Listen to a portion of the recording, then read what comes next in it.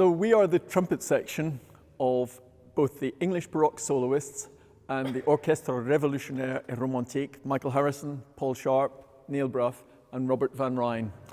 Now, we also play Baroque music for John Eliot, and in the Baroque era, the trumpet, always at the top of the scores of Bach and Handel, looked something like this, the natural trumpet, just 3 straight bits of tubing with 2 bends that we called bows at the end.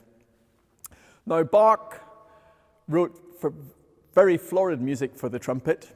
He could actually write tunes, but by the time of the classical period, the trumpet was now playing just tonics and dominants, the first note and the 5th note of the scale. And there were very few tunes written by Haydn and Mozart and Beethoven for the natural trumpet. In fact, probably as far as Mozart was concerned, the only tune he ever wrote really for the trumpet was in the last movement of the Prague Symphony.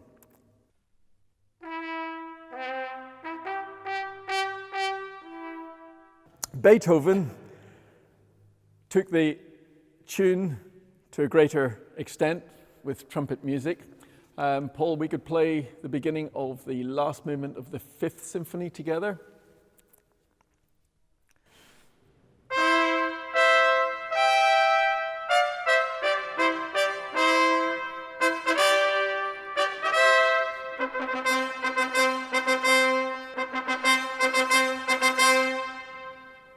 As you can see by the end there, we are really just playing a rhythmic pattern. And the classical composers used the natural trumpet just to enforce the rhythmic pattern. By the time of Berlioz, and we're only speaking 3 years after Beethoven died, Symphonie Fantastique written in 1830, there's been a new kid on the block, and it's the cornet. With the invention of the valve in the early 1820s, brass instruments are now capable of playing chromatic notes rather than just the notes of a harmonic series. First of all, maybe we can talk about the instruments we've got here, because we're incredibly lucky to have acquired these, and they're both by the same maker, by a maker in Paris called Gautreau. I got this one, which is one of the first ever valved cornets from about 1830. We're talking only about a decade after the first patented valve. And for those people that don't know what the valve does, any brass instrument works in principle the same way that a natural brass instrument works, but with a valve, we're able, with these 3 valves, we're able to add little bits of extra tubing to effectively have a combination of different natural instruments. But after a while, the technique evolves, and we have a properly pure chromatic instrument. And there's nothing. Do you want to play us a quick chromatic scale, yeah, so you can hear?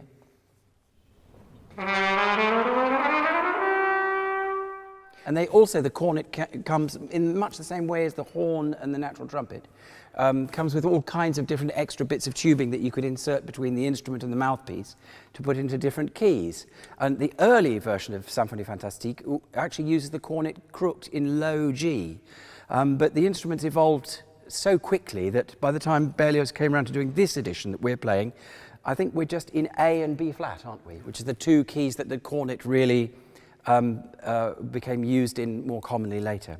Now, there are 2 distinct sounds, the trumpet being much more forceful and the cornet much more mellow and melodic. Now, Paul and I are going to play the trumpet part of the Symphonie Fantastique. It's the very first entry that the trumpets have got. You will see here and here how the trumpet just accentuates the accents and points out the rhythmic character of the music.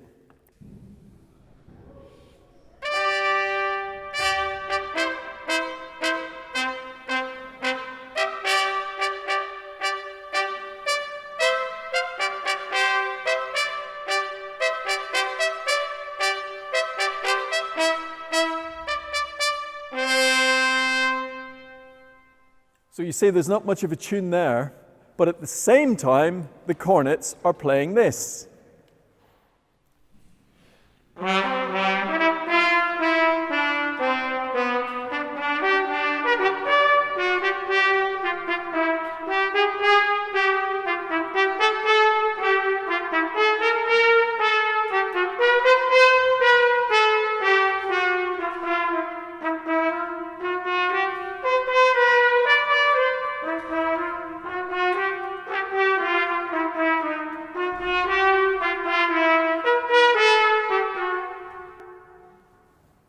So, we're going to put the two things together now, from the very beginning.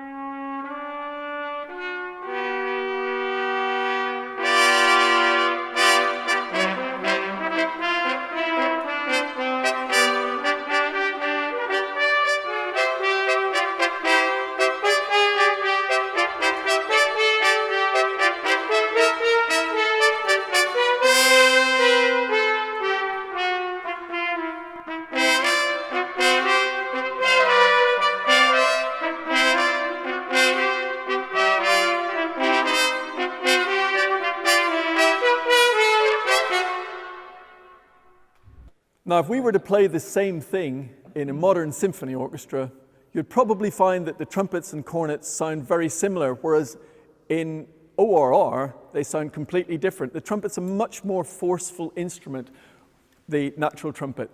Whereas when we play these things in a modern symphony orchestra, and actually us four have all played together in the same modern symphony orchestra, one of London's top orchestras, we find that the trumpet is always overbalancing the string section, the woodwind section. We're always getting what we call the big hand from the conductor, always asking us to play less. But with these instruments, if it's written 40, we can really play 40, and we're not being shushed all the time. But we still get that impact and excitement that the natural trumpet gives. Anything else to add, boys? Oh, I don't know, really. I mean, that's more than I could possibly think of.